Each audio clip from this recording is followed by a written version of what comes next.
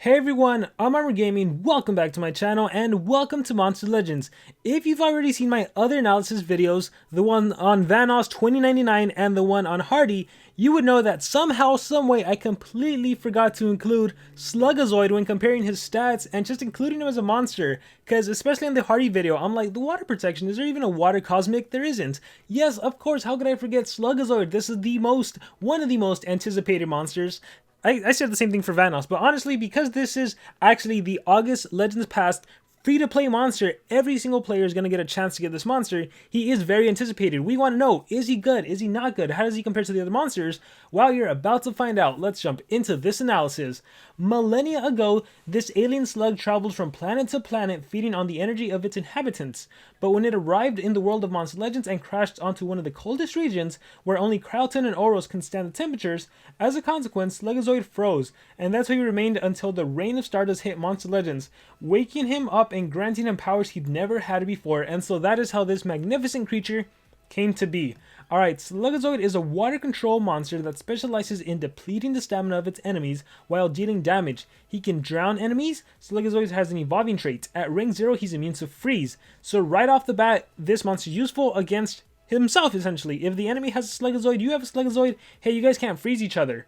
Let's see what else. If he has freezing skills, I'm pretty sure I remember seeing a freezing skill. Maybe it's just stamina drain. Let me reread this. Control water, specialized in stamina depletion. Okay, maybe he doesn't have a freezing skill.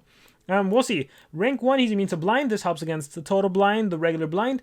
At rank 3, you gain a 50% damage mirror at the start of the battle. I would say that as a control monster whose main purpose is to control the enemy, the immunity to freeze helps if you encounter any future cosmics that can freeze, and the immune to blind helps against any future cosmics that can total blind. The damage mirror is nice too, but typically the way it works with the denier, they go first, they stop the enemy from attacking, so realistically, you shouldn't have to utilize the damage mirror because you should be immobilizing the enemy.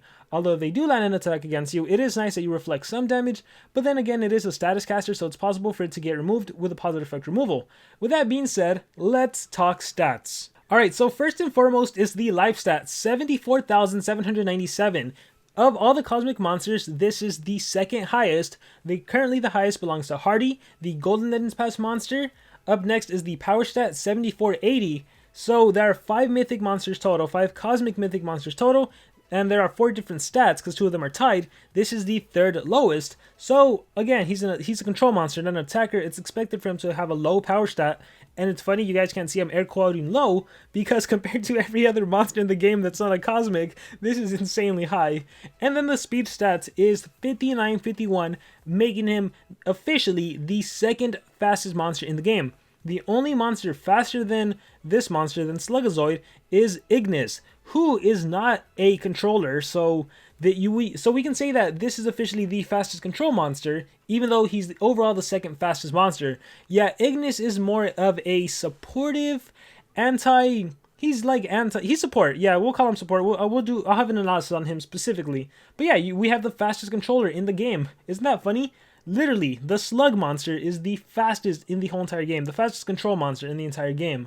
With that being said, we already talked about his trait. In terms of relics, you can hold the staff and the trap. I mean, those are really good relics. For the staff, you either have Cane of Atlantis to recover stamina from your team so you never have to worry about stamina yourself, or maybe you have Pump Seed Staff to further drain enemy stamina, or Ablation Staff if you have a gold relic to further drain enemy stamina. Right? You can utilize your skills and your relics. You are in the Sea Book, the Underworld Book, the Winter, and the Cosmic Book. And with that being said, let's talk skills. So we'll start things off with the basic attacks. You have Slug Charge, deals low physical damage to an enemy, 50% chance of applying freeze. I figured this monster would have freeze skills. So 50% chance, not my favorite, although I will say, if these beginning cosmics don't have a lot of hardened or tough traits, then hey, that 50% chance, it's a flip of a coin. It may or may not land. So if you absolutely had to, I would take it, right? If there's an enemy monster that can activate cooldowns, and you get hit with CDA, you might as well take the chance to freeze. So potential usability for that. Blizzard Blast deals very low water damage to enemies, removes 50% of stamina. You have, one of your basic attacks is a 50% AoE stamina drain, which also has a 1-turn cooldown, not bad.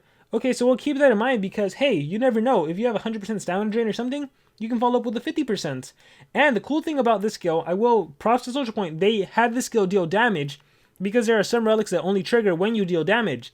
So if you do have your Pump Seed Staff or your Oblation Staff, combine it with Blizzard Blast, it does become a huge AoE stamina draining possibility, depending on how much stamina the Cosmics have and how much stamina you have. If you target like a legendary combined with your staffs, or probably even a mythic, you can probably 100% stamina drain. So Blizzard Blast, do not count out that skill. Alright, moving on to the other skills, we have Who Goes There. Deals moderate water damage, applies drowned. Very vanilla. This is honestly, Who Goes There to me sounds like a basic skill, and Blizzard Blast could be tier 1. So yeah, very vanilla skill, 35 damage, spammable, so if you get hit with CDA, you have something to do. Drown, that deals damage and removes stamina. Deadly Snowflake applies a 75% life shield to itself, applies damage mirror to itself. Okay, not bad, not bad. So it's funny because like you could get hit with Death Door from Ragnarök, and if you have Deadly Snowflake on, hey, you have a shield.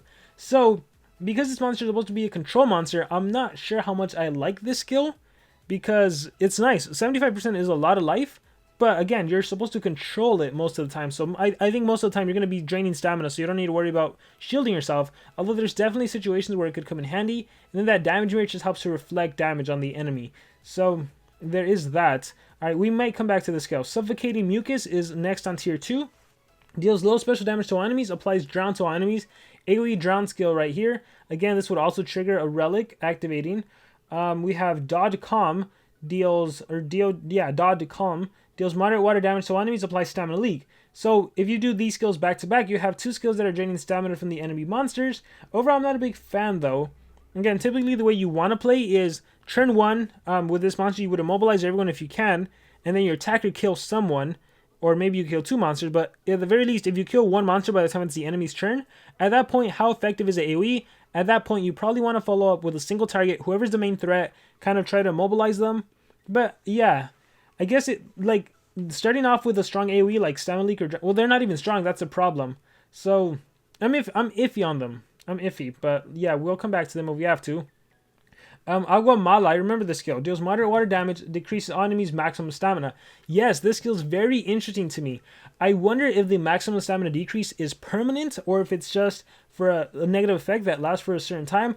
How much does it decrease the maximum stamina by? What's the percentage? I don't think we know. So this will be interesting. This also reminds me, because this monster can hold a staff, what if you do Staff of Despair, which also removes the enemy max stamina permanently for the whole game? So that would be interesting if they can work together. I doubt it. I think you're probably going to want to use this with, like, again, like a Pump Seed Staff if you have it. So that's probably going to be the better play. And then the final skill we have is Life Over. Deals moderate water damage to all enemies, removes 100% of stamina from one enemy, requires cooldown. Okay, so essentially this is a single 100% stamina drain. Let me think about this. 100% stamina drain. You can decrease max stamina. You can stamina leak. You can drown. You can self-shield. And I think your best attacks are Life of War, the 100% stamina drain, and honestly, your Blizzard Blast combined with a Pump Seed Staff. That might be your best way. I think the only way to immobilize might be Blizzard Blast. Oh gosh, I don't know how I feel. Yeah, I remember when we saw the leak, and this is why I tell you guys, who cares what the leaks say? The leaks are for fun. At the end of the day, the leaks are leaks, so who cares about that? So I'm not going to reference the leaks at all, actually. Gosh. My biggest problem is that he can only immobilize one enemy monster, really, with Life of War, and that's if they don't have some sort of relic that recharges their stamina. Because if they can recharge stamina with a relic, well, then you're not really fully immobilizing, and in that case, they can still attack you. I think if you were to run this monster, 100% stamina drain for sure, Blizzard Blast, the 50% stamina, and then Agua Mala, I really don't know, depending on how much the maximum stamina is, and really, you don't just want to decrease an enemy's max stamina, you want to kill them, so there might not even be a reason to run that max stamina decrease. You might probably do the... Oh gosh, you're probably going to go with... Part of me wants to say Slug Charge just for a 50% chance to freeze. Dang, let me think about this. So for sure, Life of War, 100% stamina drain. 50% to everyone, for sure that too. Because if you do Life on turn 1, someone gets 100% stamina drained. You can do Blizzard Blast on turn 2, give that monster back to 0, it damages the enemies. Dang, and I don't know. I guess you'd run one of the AoEs, Stamina Leak or Drown. I'd probably go with Drowned. Deadly Snowflake could come in handy. I think you swap that skill if you find you're going to use it. But overall, he's not like a true control monster, I would say. And it's funny, again, because these monsters are super fast and everything. So I will take Vanoss, for example. People are scared of Vanoss. He has the Pierce. He's going to kill legendaries, blah, blah, blah. But if you have Slugazoid, and because Slugazoid is the fastest, and if Slugazoid is ruined with 3 runes, and Vanoss, even though he's rank 3, if he's ruined with 1 or 2 speed, if you have Slugazoid, even if you're only like rank 1 or 2 with 3 speed, you might be able to outpace Vanoss, in which case, you'd go first, you drain his stamina, who cares if he has Pierce, his stamina's gone, and then that's kind of how you counter, that's kind of how the game works. So I think there is some sort of a fair balance that exists in the monsters countering each other right now. Again, looking at just the skills, nothing too special stands out in my opinion. So I don't think he's like overly powerful or anything, even if he's crazy fast, even if he has crazy stats. It's funny too, when it comes to control monsters, who cares how fast they are if the stats just aren't to par? Like, if I had to choose Slugazoid or Grakon, I would still go with Grakon once these monsters are out, just because the skill set is better, he can revive, so he has dodge area, so it would work out better for me. The ultimate though, the 6th Extinction, that is quite a name. Deals insane water damage to all enemies. Wow, out of nowhere, this monster's like, I'm an attacker. 90 damage. Not even Vanoss. Vanoss was what, like 50 damage AoE for an attacker? This is a deny monster that's like insane damage. And on top of that, removes 100%. And on top of that, freezes. What the heck? It just went a whole 180. Let me do insane water damage, and let me go true deny. 100% stamina drain and freeze. Man, he learned from like Frostbite or something. Wow, that's crazy. Ultimate is fantastic. Ultimate is like top tier for these cosmic monsters. That is great. That is great. Yeah, but going back to the skill set, I think there's some arguments to maybe run Select Charge and have that 50% chance to freeze, especially when the cosmics aren't really immune to freeze, although that's not true. Heist is immune to control skills if you rank him up. Even his unranked skill is a freeze immunity, and Ignis, the team race monster, at rank 1 gives your whole team freeze immunity. So maybe that Select Charge won't necessarily come in handy.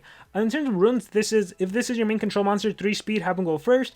I think, honestly, if you give this monster free to play and you only take him to like rank 1 maybe, you give him team speed, you help him, help your main denier goes first, who's probably going to be, if you have Mythics, probably in a PvP setting, Siamis. If you have Siamis, have her go first, right? So give her the speed, give this monster the team speed, have this monster support. If you do want to use this monster as a main denier, again, just know that your only limitation is you can only deny 1 monster, right? Turn 1, and that's only if they don't have a stamina regen relic.